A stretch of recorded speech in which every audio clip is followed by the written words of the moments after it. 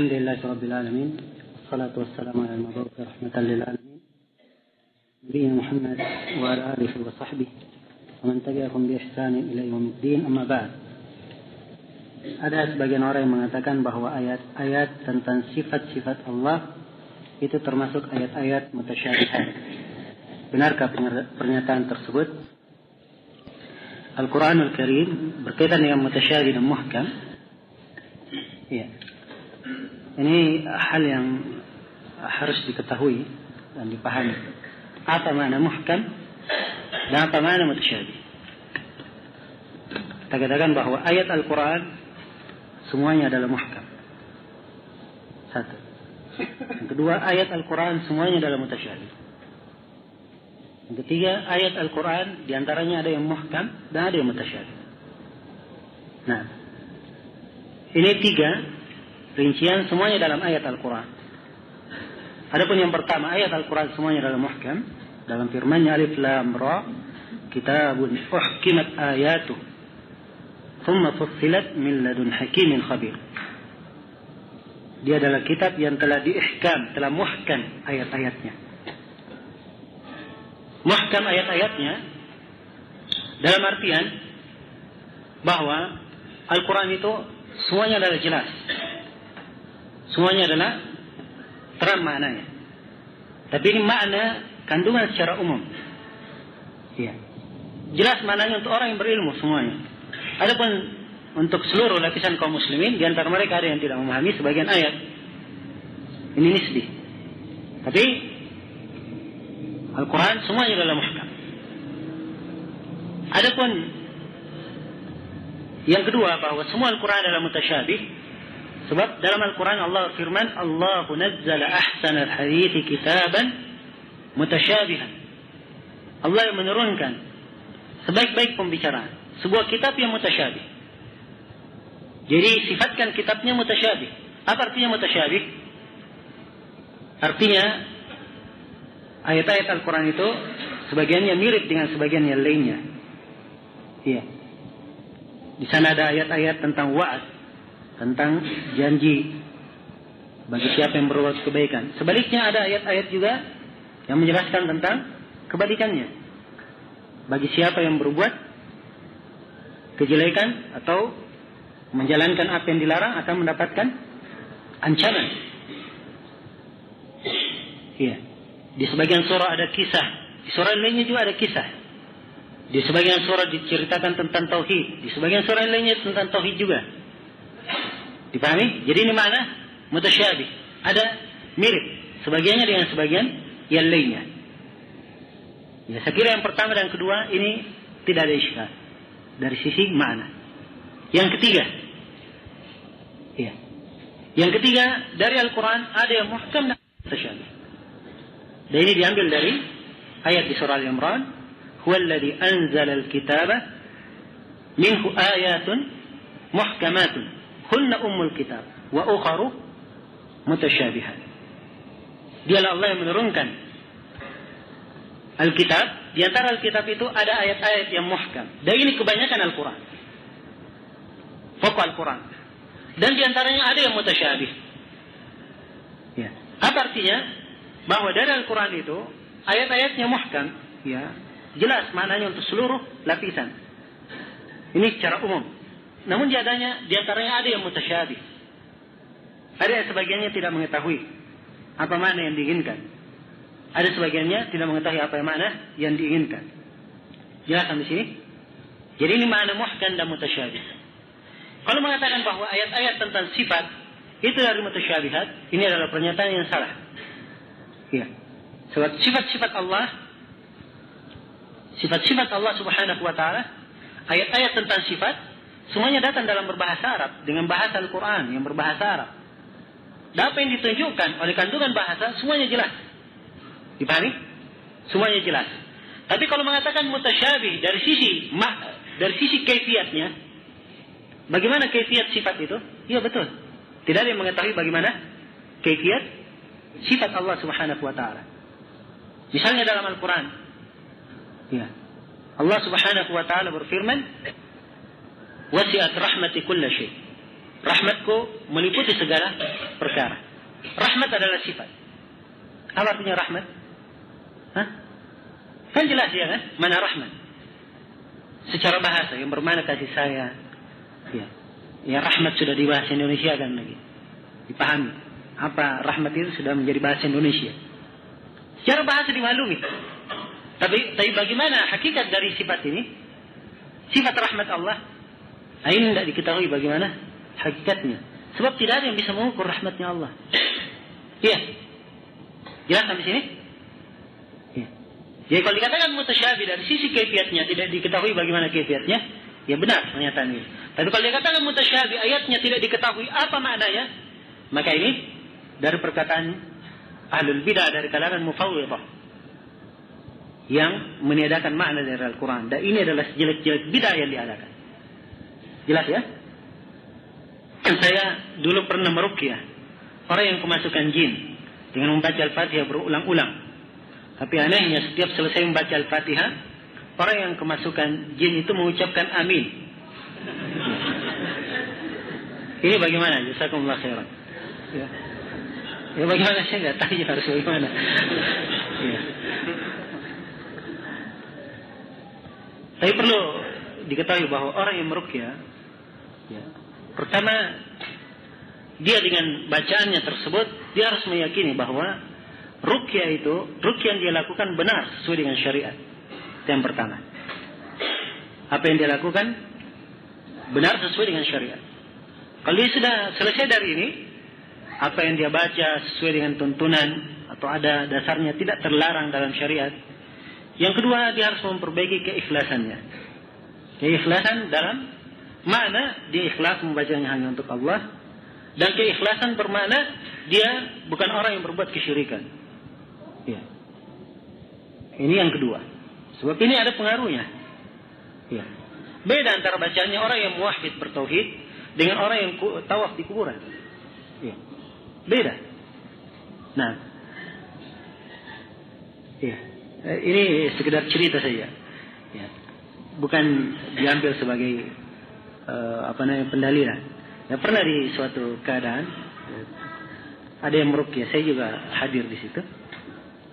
Jinnya berkata, saya heran kok dibacakan Al-Quran kepanasan saya. Nah, padahal saya di tempat ini, disebut namanya.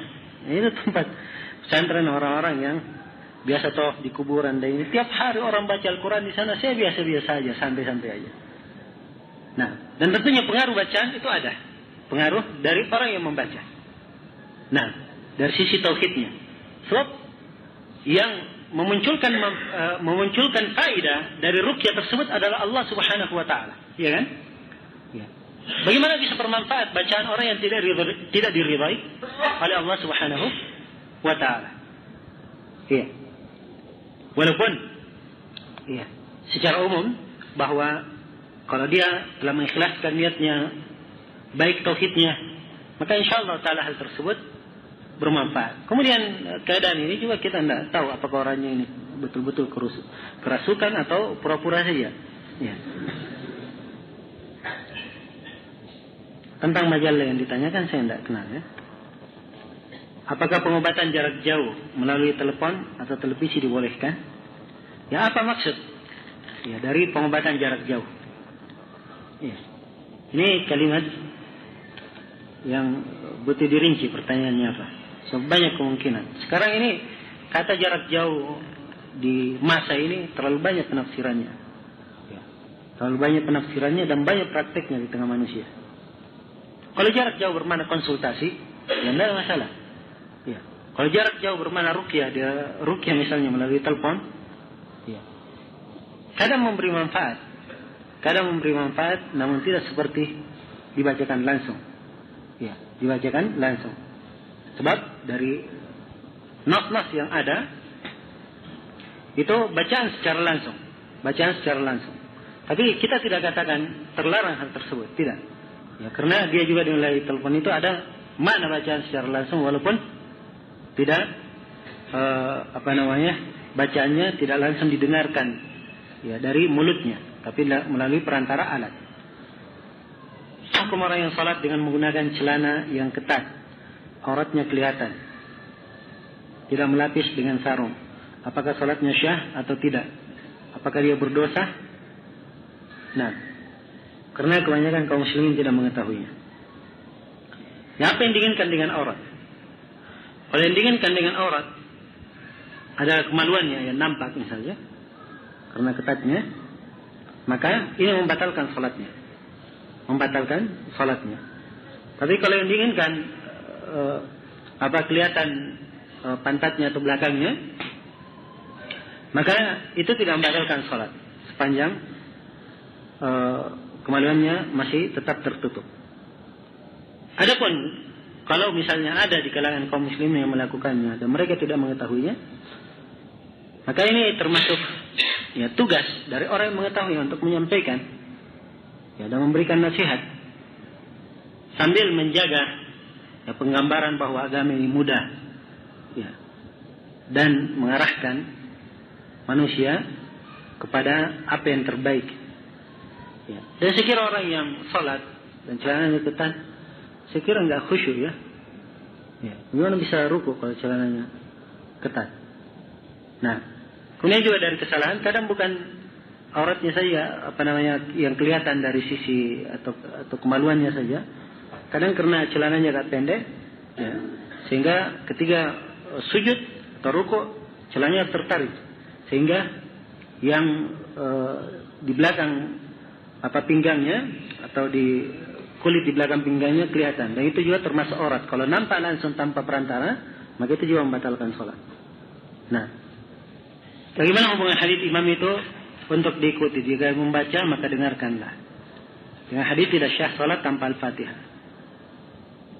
Ya, jawabannya tidak ada pertentangan antara dua hadits. Ya, kalau imam itu untuk diikuti, kalau dia membaca dengarkan. Iya, kalau dia membaca dengarkan, kecuali al-fatihah. Kecuali kalau membaca al-fatihah. Untuk mau membaca al-fatihah, tetap dia membaca al-fatihah. Dalam salat jahriyah tentunya. Kalau salat sir, ya semuanya membaca al-fatihah. Bolehkah menghafal Al-Quran dalam keadaan tajwid kurang baik? Ini dibangun di atas hukum tajwid. Apakah wajib atau sunnah? Itu yang pertama. Kemudian yang kedua, kalau dia hanya sekedar menghafal, ya boleh dia hafalkan walaupun tajwidnya tidak terlalu bagus. Nanti setelah dia hafal, maka dia memperdengarkan Al-Qurannya, membaca Al-Quran, belajar tajwid, supaya dia bisa membaca Al-Quran dengan benar. Ya, membaca Al-Quran dengan benar. Siapa Syekh Mufti Abdurrahman Al-Qassas? Dia menulis objektivitas antara keadilan salaf dan pengingkaran khalaf dalam majalah Kiblati. Ini majalah Kiblati bukan majalah orang-orang yang murni berada di atas jalan as-salaf. Ya, ada pun yang disebut Abdurrahman Al-Qassas Mufti katanya kalau saya nggak salah saya pernah baca tertulis Mufti di Masjid Haram kalau tidak salah. Ya, di Masjid Haram itu memang ada yang memberi jawaban-jawaban. Ya, kadang anak-anak muda atau ini yang dipilih oleh sebagian daftar di sekolah, misalnya lulus L1, LC misalnya, kemudian daftar di situ, yang menjawab sesuai dengan kejadian yang banyak terjadi saja. Ya, apa yang banyak terjadi. Ya, dan saya kira mufti yang diinginkan ini dari sisi itu. Kalau mufti bermana mufti di Saudi Arabia, salah seorang anggota dari ahli fatwa, ya, maka dia tidak pernah terdengar namanya. Kalau ada pertanyaan berkaitan dengan masalah talak, sifatnya umum, ya boleh saja mungkin kita jawab secara umum ya. Kalau pertanyaannya memang umum. Tapi kadang sebagian ikhwah, dan ini dari kesalahan dalam bertanya, dia bertanya umum. Apa hukumnya talak dalam keadaan begini misalnya? Ya. Yang ditanya menjawab umum. Ya. Yang menanya pertanyaan ini dikhususkan pada satu kejadian yang dihadapi, dan ini salah, tidak benar. Dipahami? Sebab belum tentu jawaban umum ini bisa berlaku di kejadian yang dia hadapi. Jelas ya? Iya. Ini yang pertama. Kemudian yang kedua, berkaitan dengan masalah talak, itu bukan urusan mufti. Ya, di sini sifatnya kita hanya sekedar menjawab saja pertanyaan. Ya, berkaitan dengan talak itu urusannya di pengadilan. Urusan pengadilan. Karena itu beda dibedakan antara qadhi dan mufti dalam fikih. Qadhi itu dia di pengadilan menjatuhkan hukum, menetapkan.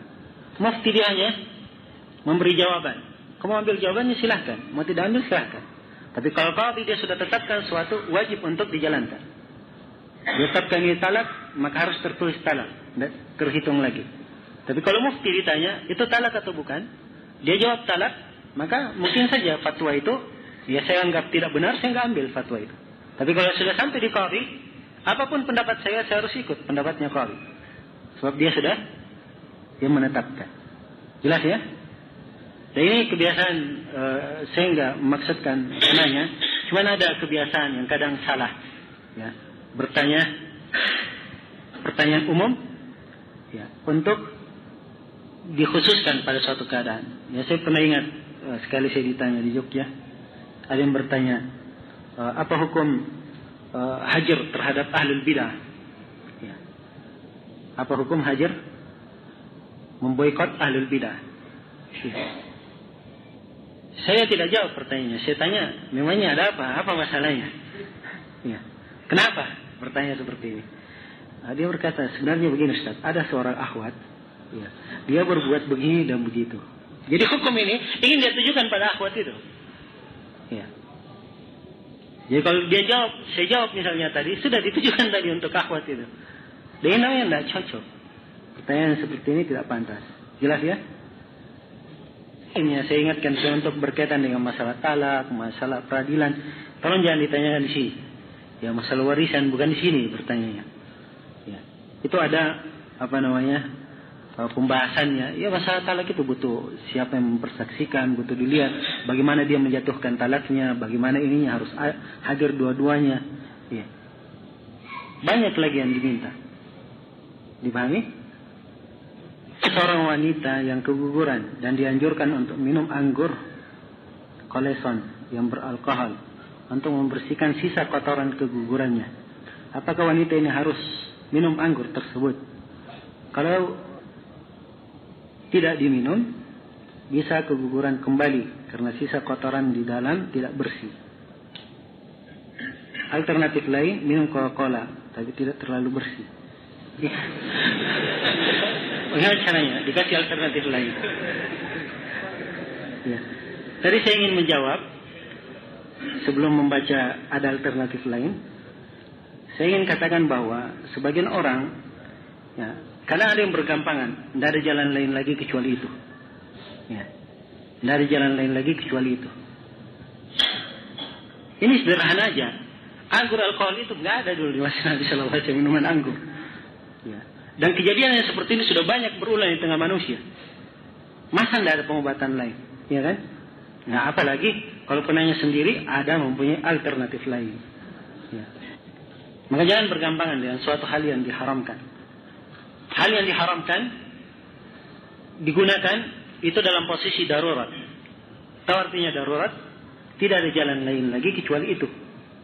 Ya. Tidak ada jalan lain lagi kecuali itu. Kalau dia tidak lakukan, akan membahayakan dirinya. Iya. Dan ini hanya sekedar perkiraan. Kalau tidak bersih bisa keguguran lagi. Itu perkiraan. Siapa yang bisa memastikan? Iya. Tentang hukum gambar dalam hal video ceramah yang banyak dilakukan oleh sebagian ulama Saudi, seperti Syekh Ibn Utsaimin, Syekh bin Baz dan lain-lainnya. Jazakumullah khairan. Kalau Syekh bin Baz enggak ya? Ya, salah kalau Syekh bin Baz dimasuk. Syekh bin Baz rahimahullah beliau mengharamkan semua jenis gambar, ya, video maupun yang lainnya. Beliau melarang kalau beliau tahu. Ya, kalau beliau tidak tahu, ya, beliau nggak melihat.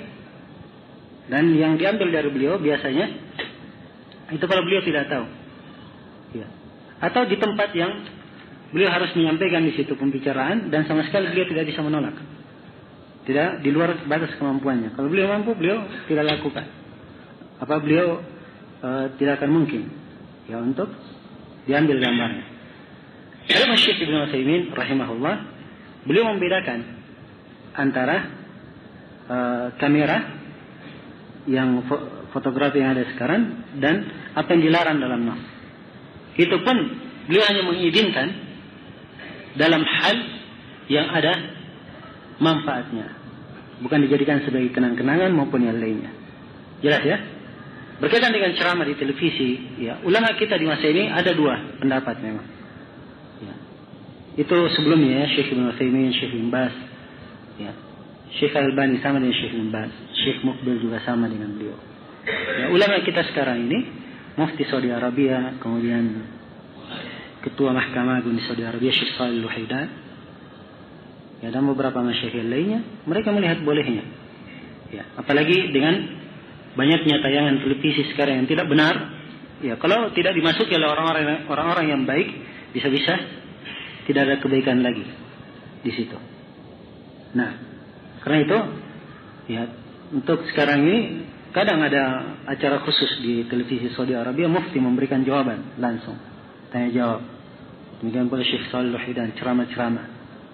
Ada Syekh Shalih Al-Fauzan sama sekali tidak. Walaupun beliau sendiri kadang diambil, ya, gambarnya diambil videonya memberi pelajaran di sebagian ceramah. Ya. Cuman ceramah-ceramah itu yang beliau pandang memang ada maslahatnya dimasukkan. Ya, seperti ketika beliau berbicara tentang manhaj ahli sunnah wal jamaah, ya, beliau memang mengizinkan supaya ya diketahui manhaj ahli sunnah itu bagaimana. Mereka tidak senang mengkafirkan dan seterusnya. Ya, yang jelas apa yang saya sampaikan ini, saya tidak ingin memberikan sikap bergampangan, tidak. Saya sendiri pada yang saya pegang, hal tersebut tidak boleh, ya kan? Tapi ini memberikan kepada antum, hendaknya antum luas wawasan dalam hal ini. Dalam artian kalau ada yang melakukannya dan dia punya sisi pendalilan atau mengikuti dari sebagian pendapat ini, jangan serta-merta dikatakan ini bukan dari ahli sunnah, ini berbuat hal yang bid'ah atau ini dan seterusnya. Atau ada syekh yang melakukannya, ini syekh Quran salafi, ya, atau ini Quran ini. Tidak. Tapi hendaknya hal-hal yang memang ada sudut pandang dan dalil mungkin bisa mendukungnya, maka itu diberikan keluasan. Jelas ya? Ya. Jadi dari dahulu pada sebagian teman-teman, ya, kadang bacanya sifat salat Nabi Syekh Al-Albani.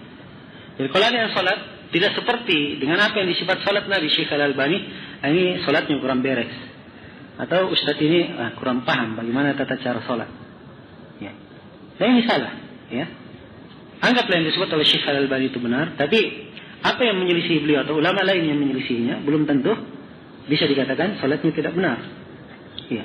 Dan Syekh Al-Albani sendiri saya dengar dari ini sebagian ikhwah, ada yang mendengar dari kaset, beliau berkata, kalau saya salat di belakang Syekh bin Baz dan beliau sedekap, saya ikut sedekap. Ya. Sebab beliau itu ahli ijtihad. Jelas ya? Nah, waktu sudah lewat. Yang jelas apa yang saya sampaikan tadi dari beberapa masalah, saya menginginkan agar supaya sekarang ini dakwah salafiyah banyak diserang sana sini, diberikan tuduhan-tuduhan yang sebenarnya kadang ada sebagian contoh terjadi pada sebagian teman-teman yang bersemangat dan dia salah dalam hal itu, ya. Tapi yang diangkat pada musuh-musuh dakwah mencari-cari kesalahan, itulah yang diangkat. Ini kalau sudah kenal salafi, sikapnya nggak baik sama manusia, ya. Semuanya dianggap ahlul bid'ah, orang tuanya diomongin, ya. Nah, bahkan kadang lebih dari itu, tuduhan-tuduhan. Kan antum pernah dengar katanya Dzulqarnain itu di Eropa mengkafirkan jemaah tabligh. Hah? Pernah dengar? Ya kenapa? Karena dia berbicara tentang jemaah tabligh, akhirnya dianggap mengkafirkan. Begitu saja. Ini persepsi sebagian orang sembarang yang dimunculkan. Sembarang yang dimunculkan.